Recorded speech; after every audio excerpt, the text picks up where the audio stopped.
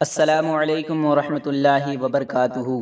ناظرین اکرام، بہت ہی افسوسناک خبر ابھی ہمیں فیس بک اور واٹس ایپ کے ذریعے موصول ہوئی ہے۔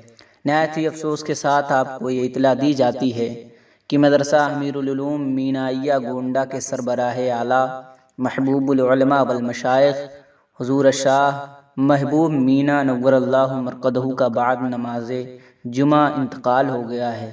دعا ہے رب قدیر کی بارگاہ میں اپنے حبیب صلی اللہ تعالی علیہ وسلم کے صدقے میں ان کے جملہ پسماندگان کو صبر جمیل عطا فرمائے اور حضرت کے درجات کو بلند عطا فرمائے۔